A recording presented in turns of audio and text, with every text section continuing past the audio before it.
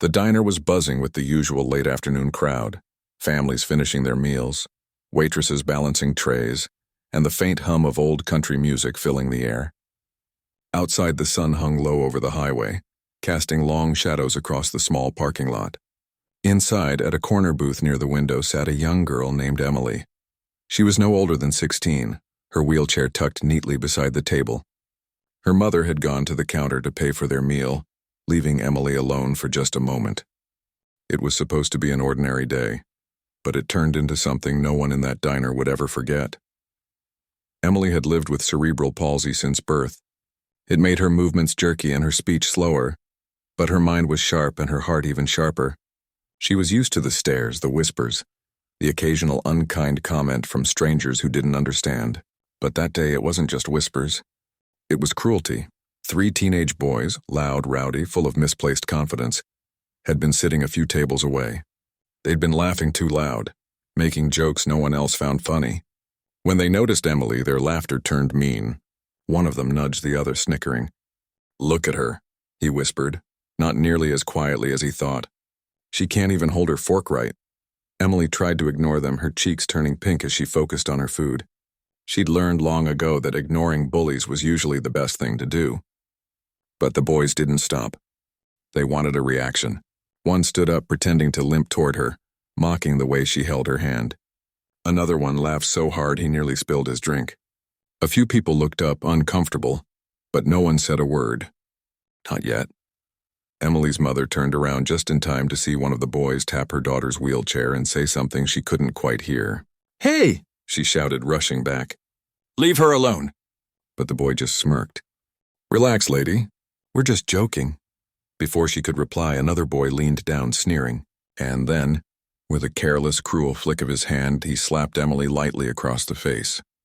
It wasn't hard enough to injure her, but it was enough to humiliate. The sound was small but sharp, and the diner fell silent. The boy laughed. "See? She can't even fight back."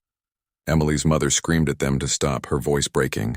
One of the waiters hurried over, telling the boys to leave, but they only chuckled and swaggered out the door, their laughter echoing behind them. The whole diner stared, but no one else moved. The waitress whispered an apology, her eyes wet, and someone helped Emily's mom sit her back down. Emily tried to smile, but her lip trembled. "It's okay, Mom," she whispered. But it wasn't okay. Not for her. Not for anyone watching. After the boys left, the diner fell into that uneasy quiet that hangs heavy after something ugly. People looked at their plates. Some murmured about how awful it was, but most went back to eating. Emily's mother took her hand, promising to get her home soon. But just then, fate, or maybe justice, decided to step in. An hour passed. The sun dipped lower, and the hum of engines rolled in from the highway. It started with a low rumble, then grew louder, deeper. The floor of the diner vibrated slightly as the sound of motorcycle engines filled the air. A group of bikers, a dozen at least, pulled into the parking lot.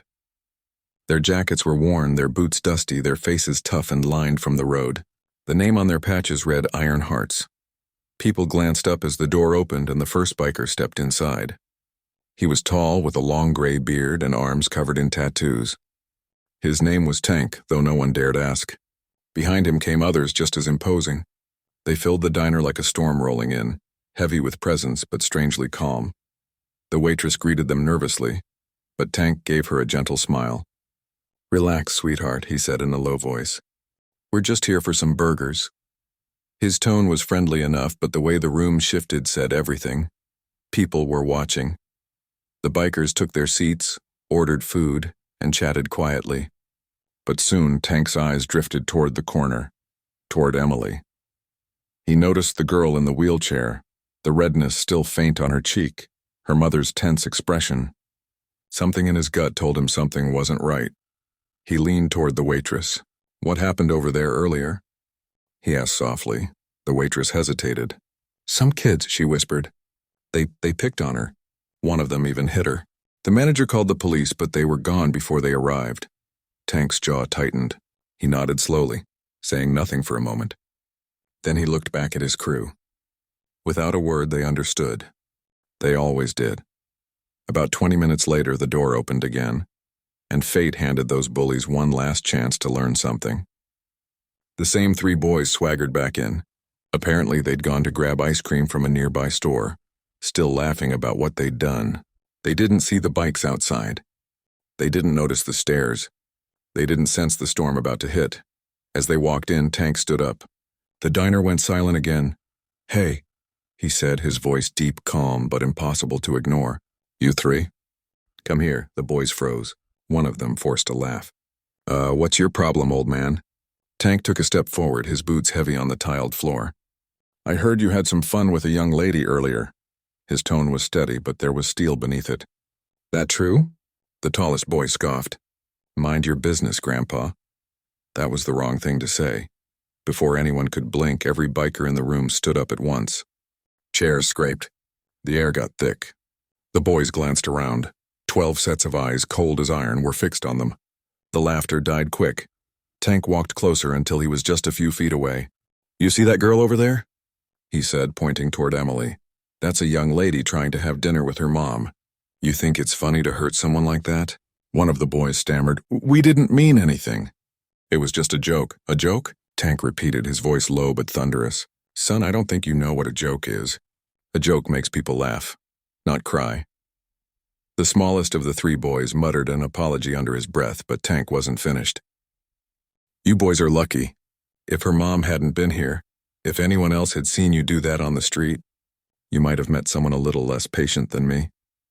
The boys didn't move. Then Tank turned to Emily. "Sweetheart," he said gently, "these fellas got something to say to you."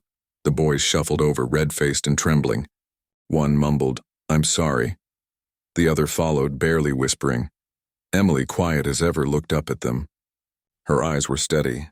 "You should be," she said softly. "But I forgive you." That simple sentence hit harder than anything Tank could have said. The bikers nodded quietly. Even Tank's face softened. "You're stronger than they'll ever be," he said. The boys turned to leave, but Tank stopped them one more time. "Hold up, you're not walking out of here like cowards. You're gonna do something better." He looked toward the waitress. "You got some dishes need washing?" She blinked, confused. Yeah. The sink's full." Tank nodded toward the boys. "There you go, gentlemen. You got half an hour to make yourself useful. Then maybe you'll understand a little bit about respect." The whole diner burst into quiet laughter. Not mocking, but approving. The boys didn't argue. They shuffled behind the counter, rolled up their sleeves, and got to work, red-faced and humbled. For the next 30 minutes, the only sounds were the clatter of dishes and the low hum of conversation. The bikers went back to their meals, joking softly, while Emily and her mother finished their dessert with smiles for the first time that evening. When the dishes were finally done, the boys returned, tired and soaked. Tank handed each of them a few dollars. "For your trouble," he said. "Not because you earned it. Because I hope you remember that work's better than hate." The boys nodded, ashamed but grateful. They walked out quietly this time, no laughter, no swagger, just silence. After they were gone, Tank walked over to Emily. "You doing okay, sweetheart?" She nodded shyly. "Thank you," she whispered. He smiled. "Don't thank me. Thank you for reminding us what real strength looks like." Her mother wiped away a tear. "You have no idea what this means to us." Tank tipped his head. "Ma'am, we've all been broken in one way or another. The world's hard enough without people making it worse. You take care of her, and if anyone gives you trouble again," he gestured to the door, "you tell them the Ironhearts are just a call away." They paid for Emily's meal before leaving a generous tip on the table. As they walked out, the engines roared back to life, one by one, echoing through the night. The sound wasn't threatening, it was a promise that kindness and courage still exist, even in unexpected places. Long after they were gone, the diner stayed quiet. People went back to their food, but something had changed. The waitress wiped her eyes. One older man shook his head and whispered, "Never thought I'd see the day bikers taught kids a lesson in decency."